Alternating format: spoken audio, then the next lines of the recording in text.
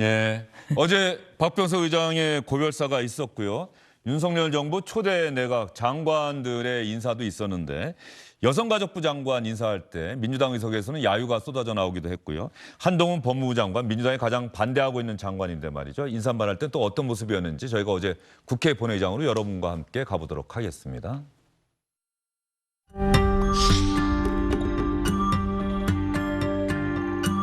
윤석열 정부의 첫 총리로서 국민 통합과 협치를 바탕으로 국회와 적극 협력해 나가겠습니다.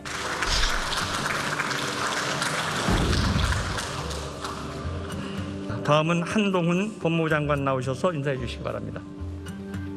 국민의 인권을 보호하는 따뜻한 법무 행정을 펼치고 선진 법치 행정으로 대한민국의 미래 번영을 이끌어 나가며 중립적이고 공정한 검찰을 만들도록 노력하겠습니다. 의원님들의 많은 지도 편달과 격려를 부탁드립니다. 감사합니다.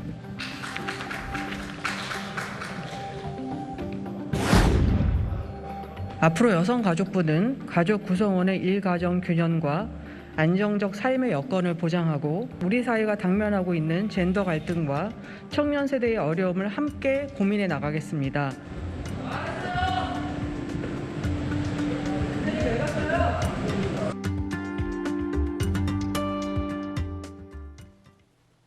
저 뭐하러 왔어요? 외친 의원이 박 의원은 아니시죠? 저 자리에 잠깐 뒤에 나가 있었습니다. 화장실 가느라고 나가 있었었는데 뭐 한동훈 장관은 뭐 그렇다 치더라도 아마 이 여성가족부 장관에 대해서는 좀 평가가 아무리 봐도 좀 싸늘한 것 같습니다. 없어질 부처의 장관이 왜 왔느냐 뭐 이런 것 같은데 민주당 입장에서는. 예. 그런 부분들 극복하려면 저는 뭐 이미 임명이 되었으니까 더 잘해 주실 거라고 좀 잘해 주셨으면 좋겠다라는 바람입니다. 예, 알겠습니다. 우리 정미경 최고위원께는 한동훈 법무부 장관이 오늘 대법원장 예방하러 가는 길에 기자들의 질문을 받았는데요. 인사검증 기능이 청와대 민정수석실에서 법무부로 옮겨오지 않았습니까? 그랬더니 민주당에서는 야, 역시 한동훈 장관이 소통령이다, 이인자다. 정말 무소불위의 권력을 쥐게 됐구나 이렇게 비판하고 있는데 이런 지적에 대해서 한동훈 장관의 이야기가 공개적으로 처음 나온 겁니다. 여러분 잘 들어봐 주시기 바랍니다. 기자님들이 이 인사검증이라는 업무에 대해서 이렇게 책임자였던 민정수석이라든가 공직기관 비서관에게 질문해 보신 적이 혹시 있으실까요? 저는 없을 거라고 생각합니다. 이제는 그게 가능해지는 거고요. 의미 있는 진전이라고 저는 생각합니다. 그동안에는 민정수석은 국회에 출석도 안 했었죠. 그런데 앞으로는 인사검증이라는 업무 영역이 국회에서의 질문을 받게 되고 감사원의 감사의 대상이 되고 이렇게 언론으로부터 질문받는 영역이 되는 겁니다. 저는 인사검증이라는 영역이 그동안 과거에 있었던 그 정치 권력의 내밀한 비밀 업무라는 영역에서 늘공들의 통상 업무로 감시받는 통상 업무로 전환되는 의미 있는 진전이라고 생각합니다. 통상 절차에 따라 진행될 거고요. 현재까지 제가 말씀드릴 내용은 없네요. 독립성은 수사하는 사람이 지키는 것이고 그리고 여러분이 감시하지 않겠습니까? 인사검증 그동안은 비밀 업무였다. 그런데 이제는 언론, 국민으로부터 감시받는 업무가 된 것이다. 이렇게 의미 부여하는데 저 논리를 오늘 처음으로 얘기한 거예요. 어떻게 들으셨습니까? 아니, 저는 이제 계속 그렇게 얘기를 해온 사람으로서 똑같은 얘기를 하시는 건데요. 지금까지 그 인사검증을 청와대 안에서 했잖아요. 민정수석이 하든가 공직기관 비서관이 하든가. 근데 사실은 어떤 사람이 구체적으로 어떤 방식으로 하고 있는지를 잘 몰랐어요. 근데 늘 문재인 정권 내내 인사검증 실패라고 얘기했고 역대 정권 문재인 정권뿐만 아니라 다른 정권에서도 계속 인사검증은 청와대 인사검증 실패했다. 과연 누가 했냐. 이런 얘기들을 언론에서 많이 했습니다. 그리고 국민들께서도 이제 각인이 되어 있는 상태이고요. 그러면 윤석열 대통령 새로운 정부는 과연 이 부분을 어떻게 해결할 것인가 고민했을 겁니다. 그래서 민정수석도 없애고 이제 더 이상 청와대 밀실에서 하는 인사검증은 안 하고 이걸 눈에 보이는 투명화시키겠다. 시스템으로 만들겠다. 그래서 그거를 그 법무부에 두겠다. 주기로 한 거라고 저는 봐요. 왜냐하면 지금 검수완박 법안으로 수사권이 전부 다 이제 경찰로 넘어가는데 만약에 경찰에 그것까지 준다 그러면 진짜 경찰 공화국 되는 거 아니겠습니까? 그렇기 때문에 그러면 이건 나눠서 법무부에 가져가자. 왜냐하면 검경 중에 둘 중에 한 부처가 해야 되니까요. 그래서 이제 갖고 그다음에 그 법무부 장관은 노터치하고 이 시스템 하에서 이제 그걸 운영하기로 하고 그걸 국회에서 감시도 하고 질문도 하고 이렇게 하겠다. 아주 저는 심플하고 단순하다고 생각합니다. 한동훈 법무부 장관이 말이죠. 제가 보면 박상 의원님 당연히 하신 말씀이 있을 것 같은데 말을 잘하고 논리를 잘 찾아낸다는 생각이 들어요. 아마 자 법무부에 너무 많은 권한이 집중되는 것 아니냐라는 취지로 기자들이 질문을 하자. 자 여러분들께서 언제 인사검증과 관련해서 이렇게 공개석상에서 질문하신 적이 있습니까? 청와대 민정수석 질문 받았습니까? 국회도 안 나오지 않았습니까? 이제는 그렇게 된다는 것 아닙니까? 감사원의 감사도 저희는 받게 됩니다. 이렇게 이야기를 했는데. 예, 뭐 한동훈 장관의 얘기는 충분히 뭐 전 일리가 있는 얘기라고 생각하는데요. 먼저 우리 시청자 여러분들께 검증에 대해서 조금 한 말씀을 드리고 싶습니다. 제가 청와대에 있었기 때문에 네. 부분 담당을 했었기 때문에 검증과 사찰은 과연 어떻게 다를까? 우리 정미경 최고위원님께서 말씀하셨지만 역대의 많은 정부들이 인사검증을 실패했다 뭐 이런 평가들을 받습니다. 그런데 저도 많이 그런 얘기를 들어봤고요. 왜 그런 걸 몰랐느냐 이런 평가들을 많이 받는데 그러니까 그런 것을 몰랐느냐라고 했을 때 그 목적어에 해당하는 것이 굉장히 내밀한 관련된 영역이에요. 사람들의 개인적인 영역. 예를 들어서 어떤 장관 후보자가 있는데 이분이 어디 가서 발언을 이렇게 했다더라. 또는 어떤 성적인 비위가 있었다더라.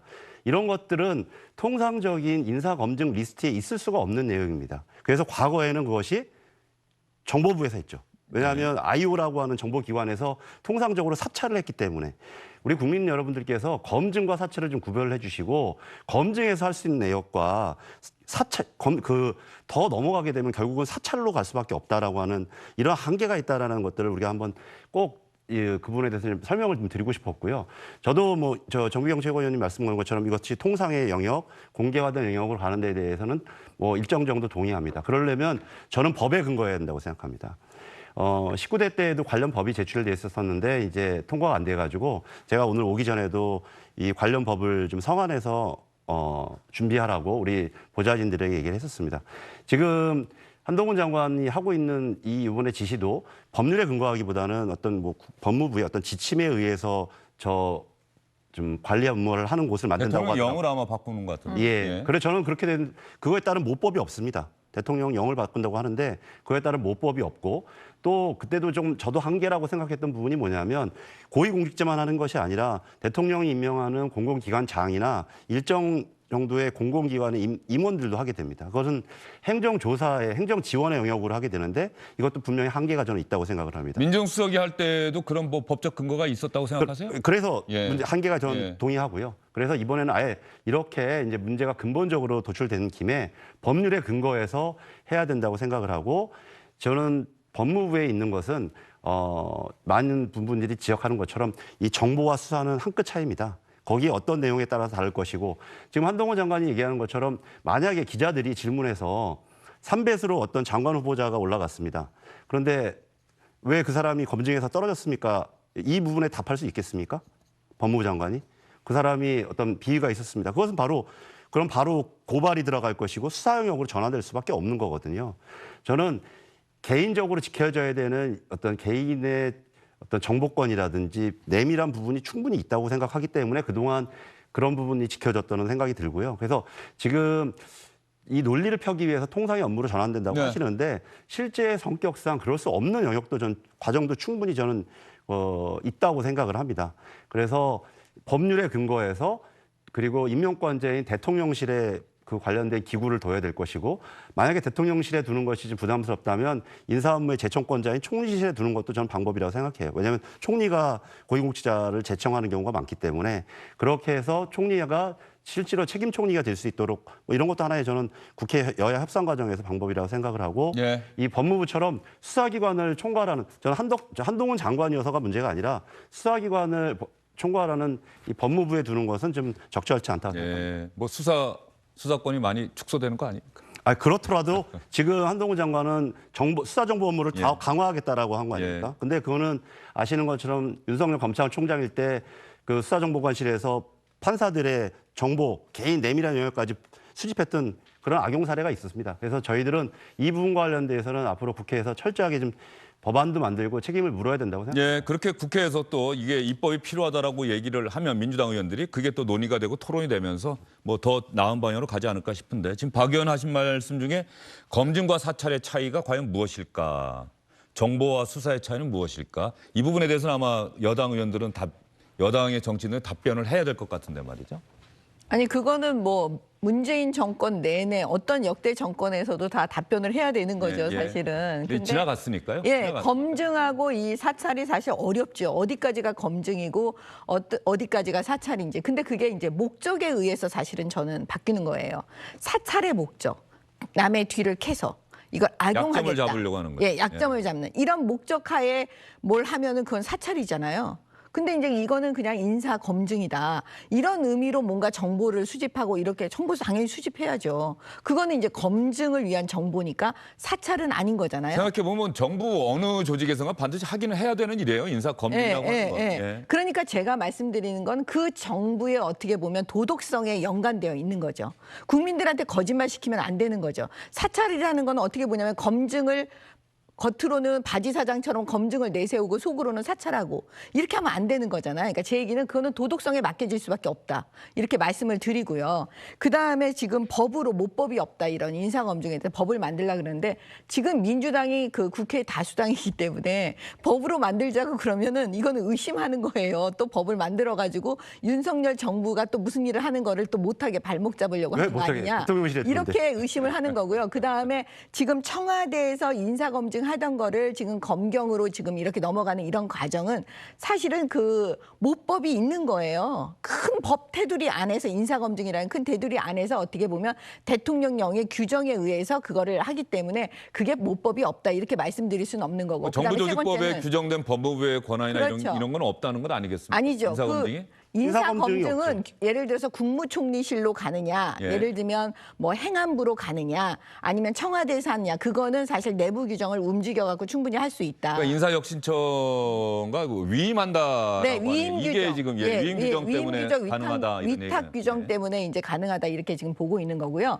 만약에 의원님께서 청와대에도 근무하시고 이렇게 해서 이런 문제점을 미리 알았다면 사실 문재인 정권에서 이거를 법으로 만들었다면 뭐 할 말이 없는 거죠, 사실은. 아니, 근데 그때 못 하시고 지금 와서 이제 그러면은 한동훈 그 정부에서 못했던 것은 앞으로 영원히 못하는 겁니다. 아니, 그런 건 제 아니잖아요. 말씀은 뭐냐면 지금 한동훈 장관과 윤석열 대통령이 이런 인사검증하는 거에 저는 당을 떠나서 말씀을 드리는데 저는 이렇게 투명하게 하기를 원했거든요. 근데 이렇게 해서 정말 이건 박수 쳐주고 싶은 부분이 있는 거예요. 이게 19대 때 원혜영 의원이 네. 발의하신 법이거든요. 그래서 과거에도 뭐 민주당 그 당시에는 아마 19대였으니까 박근혜 정부 초기였던 것 같은데 이 과거의 히스토리가 있습니다. 그래서 뭐 한동훈 장관과 상관이 있는 것도 아니고 정권과 상관이 있는 것도 아니고요.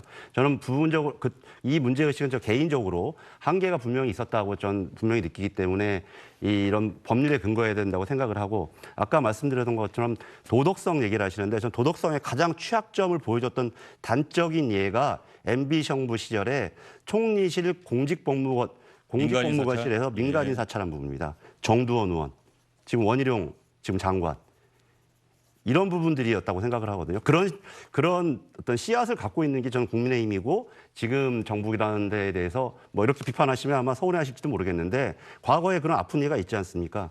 그래서 이 부분과 관련되어서는 그래서 문재인 정부에서는 국정원의 이른바 조난 자료를 받지 않게 됐다. 그리고 국정원을 갖다가 국내 정치와는 완벽하게 결별시키게 됐던 것이고요. 이번에 이런 계기를 통해서 근본적으로 이제는 좀 법을 통해서 검증을 하고 만약에 검증이 필요 없는 직위가 있을 것도 같아요. 지금 과하게 검증하는 그런 평가도 있습니다. 그래서 네. 그런 건 자체 뭐 신원조회라든지 기관에서 할 수 있도록 내버려 두고 정말 대통령이 필요한 직위만 검증을 하고 만약에 이렇게 된다면 나중에 미국식 뭐 인사북이라고 하죠. 뭐 이런 부분까지도 좀 발전해낼 수 있다. 앞으로 좀 발전적으로 시스템을 좀 만들었으면 좋겠습니다. 뭐 어쨌든 간에 한동훈 법무장관이 이야기한 것처럼 법무부가 일단 그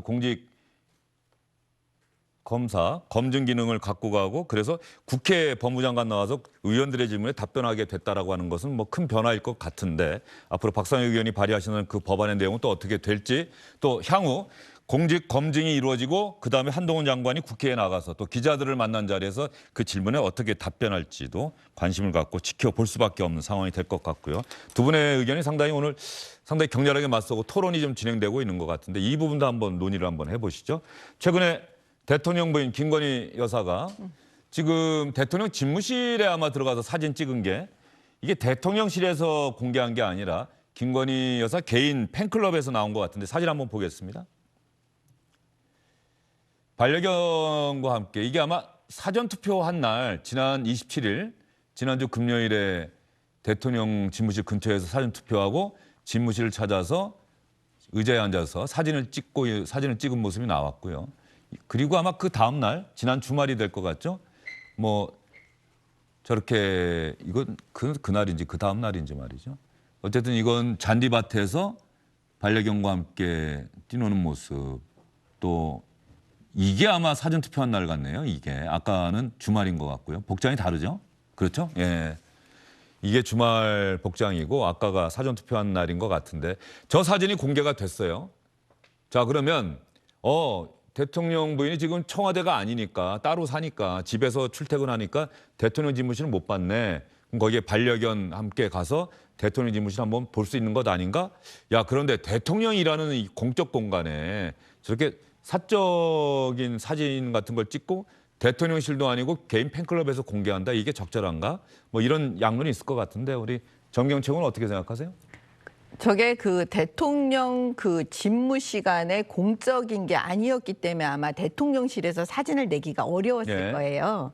그렇기 때문에 그냥 자연스러운 사실 모습을 그 어떻게 보면은 그 국민들한테 속인 게 아니잖아요. 몰래 갈 수도 있는 거잖아요. 근데 이렇게 방문하고 그다음에 강아지들하고 가족인데 지금 강아지.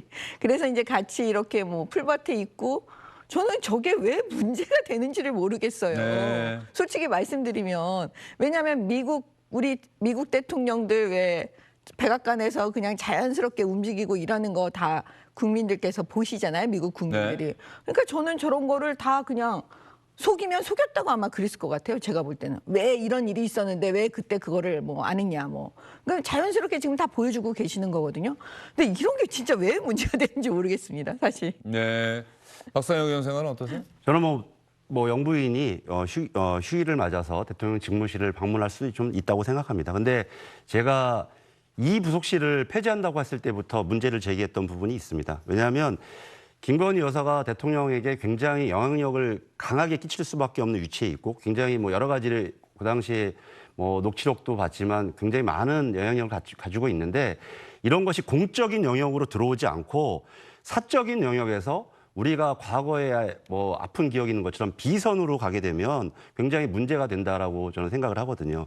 이 팬클럽을 운영하는 사람이 만약에 김건희 여사에게 굉장히 영향력을 미칠 수 있고 결혼 사진을 게재하는 거 보면 굉장히 긴밀한 유대 관계가 있다고 한다면 어떤 사람들이 저렇게 팬클럽에 운영하는 사람들한테 또 뭔가를 청탁하거나 뭔가를 뭐 부탁하거나 이러면서 비선의 문제거나 사적인 문제가 발생할 수 있다고 생각하기 때문에 저희들이 아슬아슬하게 보고 위험하다고 생각을 하는 거거든요. 뭐 휴일에 자연스럽게 저렇게 공원에서 여유를 즐기는 모습 굉장히 좋고 앞으로도 전 꼭 그랬으면 좋겠습니다. 그러나 공과사가 분명해야 되고 영향력이 높은 사람은 공적인 영역에서 반드시 통제받고 공개돼야 되고 감시받아야 된다. 꼭 그 말씀 드리고 싶습니다. 예. 뭐 박 의원 말씀에는 뭐 더 보태실 말씀 있습니까? 그 강신업 변호사가 이제 이걸 관리하시는 네. 분이거든요. 근데 강신업 변호사 이미 다 오픈됐습니다. 언론에는 이미 나와 있잖아요. 저분이 앞으로 무슨 일을 하고 뭔가 한다 그러면은 언론에서 가만두지를 않을 거기 때문에 충분히 그 내놓고 하니까 저는 문제 없다고 봅니다. 예. 그래서 공적인 영역에 있는 분은 아니시잖아요. 예. 저분이. 아니 그러니까 저분이 그러니까 유명하시긴 한데 저분이 이 아니. 부서실장은 아니잖아요. 그러니까 아니, 정의경 그러니까 최고위원님 말씀은 네. 이미 다 언론에 공개가 돼 세상에 다 공개가 된 사람이니 저 사람이 만약에 뭐 어떤 공직을 간다든가 그렇죠. 그러면 네. 언론이 가만히 있고 민주당이 가만히 있겠느냐 이런 뜻인 것 같은데요. 네, 그러니까 저분이 지금 사적인 사실은 영역에 계시는 분인데 만약에 저분이 공적인 사적인 자리면 사적인 일만 해야 되는데 공적인 일을 만약에 하고 영향을 미친다 그러면 언론이 가만두질 않는다 이렇게 말씀을 드리는 겁니다. 예. 뭐 미국 대통령들 같은 경우는 저도 특파원 때 보면은 뭐 저런 사진도 참 많이 나와요. 백악관 집무실에 오바마 대통령의 딸들이 가서 장난치고 네. 저 상징적인 장면은 아마 케네디 대통령 아주 오래전이긴 한 오바마 대통령 때 사진 한번 볼까요? 예. 귀여워요. 저런 사진을 많이 공개되고 미국인들은 너무나 당연하게 받아들이거든요. 아까 말씀하신 것처럼 저런 사실 하나하나 자체를 문제 삼기보다는 이게 공과 사, 자칫 사적 영향이 공적 영향을 해치느냐 이 부분에 좀 주목할 필요가 있고요. 저는 이 사진이 정말 미국 대통령 가족과 함께 생각해보면 상징적인 게 케네디 대통령. 케네디가의 어떤 불행한 가족사를 돌이켜보면 저것도 참 가슴 아픈 사진이긴 합니다만 많은 미국인들이 저 사진을 보면서 환호하고 열광했다는 것 아닙니까? 대통령 집무실에 저 어린 아들이 존 F 케네디 2세 주니어가 저 책상 밑에서 장난치고 저 사진 공개되면서 오히려 미국인들이 더 대통령을 친근하게 느끼고 뭐 이랬던 것들은 저도 분명히 느꼈었거든요. 아니, 그러니까 예. 그 편안함이 국민들한테 이제 전달이 되는 거죠. 아, 지금 나라가 그냥 편안하구나. 대통령도 저렇게 편안하시니까 그런 느낌인 것 같아요. 근데 이제 아까 말씀드렸던 것처럼 오바마 저 대통령의 사진이라든지 이런 것이 아마 백악관 발로 나갔을 겁니다. 그것이 사적인 클럽을 통해서 나가지는 않았을 겁니다. 저는 우리가 불과 몇 년 전에 비선 실세 최순실 문제 때문에 탄핵을 당하고 나라가 뒤집어진 적이 있습니다. 그게 불과 몇 년 전이고 과연 그 비선 실세냐 아니냐 지금도 그분들은 뭐 대통령을 좀 사적으로 뭐 스피치를 좀 도와준다거나 옷을 사는 걸 도와줬다고 얘기하지 않습니까? 결국 그 문제를 가지고 결국 비선 실세 역할을 한 거거든요. 경계하셔야 되고 조심하셔야 됩니다. 예, 알겠습니다. 최순실 씨도 예. 비교하면 안 되죠. 알겠습니다. 어쨌든 대통령실에서 지금 저 영부인 담당하는 대통령 부인, 영부인이라는 표현 안 쓰죠? 대통령 부인을 담당하는 부속실이 없어지고 그러다 보니까 저런 사진들이 공개되는 것도 개인 팬클럽을 통해서 공개가 되는데 그게 자칫 사적 영역이 지나치게 공적 영역으로 침입해 들어오는 것을 경계해야 된다는 게 박상혁 의원의 말씀이신 것 같고 한번 새겨둘 만한 발언일 것 같아요. 네, 예. 알겠습니다. 대통령실에서도 뭐 김건희 여사 어쨌든 대통령 부인이고 저런 사진들 같은 거 대통령실에서도 공개할 수 있는 것 아닌가 싶은 생각도 좀 드는데 말이죠. 그러니까 그게 업무 영역이었으면 이게 아마 또 아마 그랬겠죠. 됐을 저걸 거예요. 공개하면 예. 야 업무 시간인데, 왜 또 들어와서 이렇게 했냐, 왜 이런 사진이 찍혔냐 막 난리쳤을 민주당 거예요. 때문에 그런 겁니까? 솔직히 말씀드리면 민주당 때문에 아니, 그러는 거예요. 청와대에 아니 있을 제가 때도 얘기가 다 저희들이 끝나면 말씀을 좀 E컷 사진이라고 해주세요. 해서 예. 그렇게 했었고 아시는 것처럼 문재인 대통령이 점심시간에 우리 여러 수석들이랑 커피 한잔 예. 하면서 이런 자연스러운 사진 다 기대하시는 거잖아요. 뭐 커피 마시는 것도 업무라고 김건희 생각하지 여사가 않습니다. 만약에 집안에만 계시면 왜 집에만 계시냐 아마 이렇게 트집 잡으실 분들이 민주당이세요. 알겠습니다.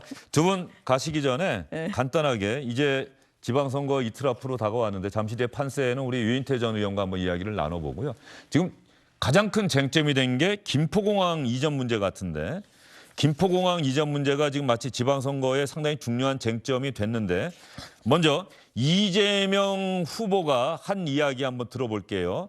지난 27일 날 한 이야기인데 김포공항을 이전해서 계양, 김포, 강서, 수도권 서부를 대개발하겠다라는 이재명 후보의 이야기 한번 들어볼까요?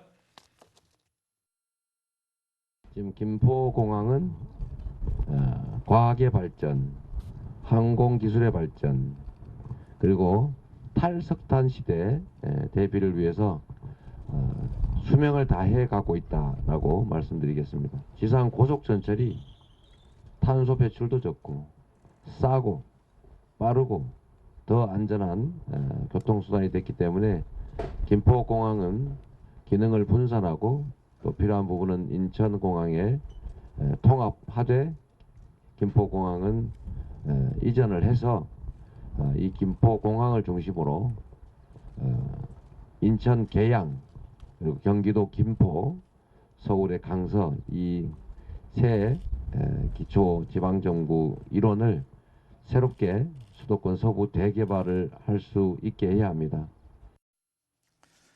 자, 김포공항 이전 이야기를 이재명 후보가 하죠. 그랬더니 상대 후보인 윤형선 국민의힘 후보는 여기에 대해서 어떠한 논리로 반박했는지 윤형선 후보의 이야기 한번 들어보도록 하겠습니다.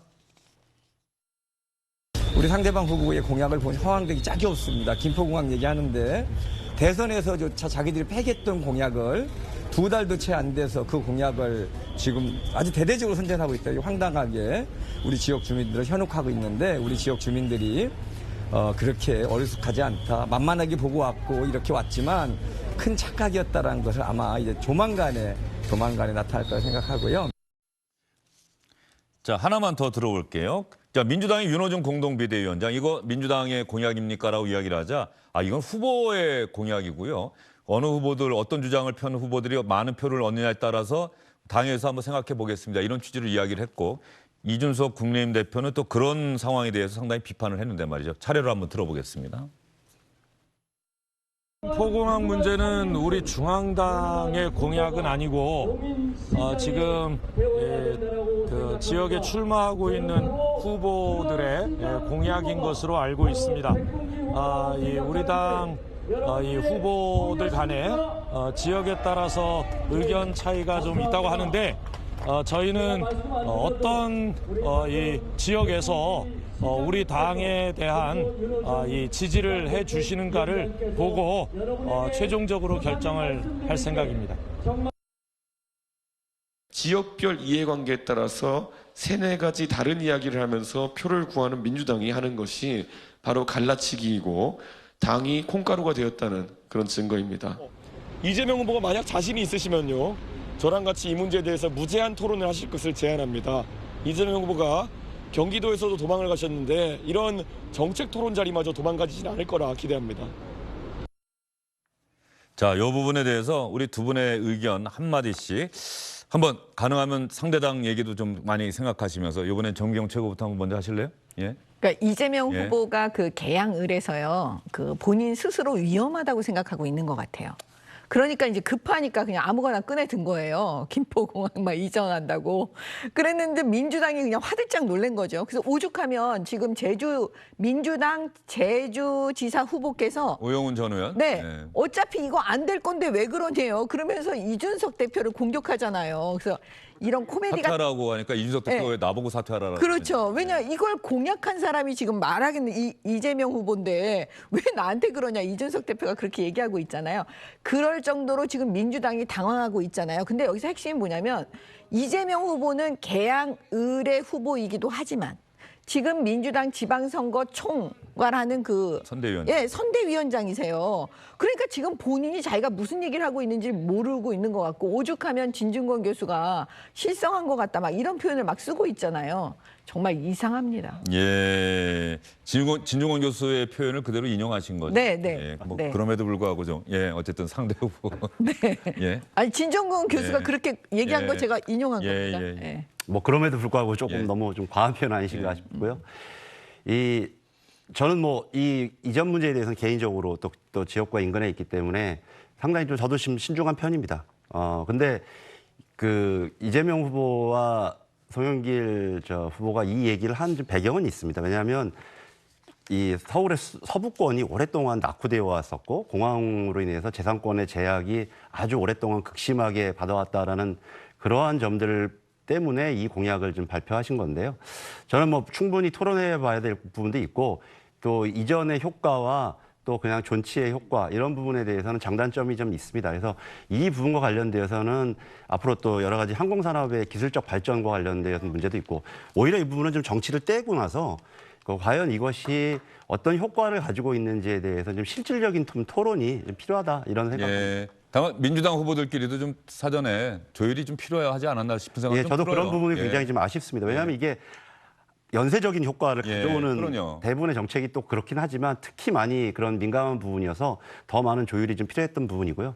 앞으로 정말 이런 부분이 필요하다. 이게 처음 나온 거는 박용진 후보가 당내 경선하면서 나왔었는데 이런 부분이 필요하다면 조금 정말 정치 영역 외에서 그 구체적인 내용을 놓고 토론을 하는 게 더 실질적인 토론이 될 것 같습니다. 예, 뭐 서울 강서 지역, 인천 계양 지역 부동산 공급을 위한 아이디어로 김포공항을 이전하면 거기에 또 땅이 생기니까 이런 아이디어에서 나오긴 했습니다만 민주당 내 뭐 제주 지역 후보들은 그거 안 되는 일이다라고 얘기하고 좀 서로 다른 목소리가 나오고 있는 상황이고 국민의힘의 이준석 대표가 이 부분을 선거 쟁점화한 것은 분명한 사실이고 과연 이 부분이 이번 지방선거 표심에 어떤 영향을 미치게 될지 내일도 저희가 또 주목해서 지켜보도록 하겠습니다. 두 분 긴 시간 수고 많으셨어요. 네. 안녕하십니까, 주영진입니다. 더 많은 뉴스와 라이브 이벤트를 보고 싶으시다면 화면 오른쪽을 눌러서 구독해 주시기 바랍니다. 저희 SBS 앱을 다운로드 받으시면 뉴스 속보 알림도 받아보실 수 있습니다. 텔레비전으로도 SBS 뉴스, 유튜브로도 SBS 뉴스 잊지 마시기 바랍니다.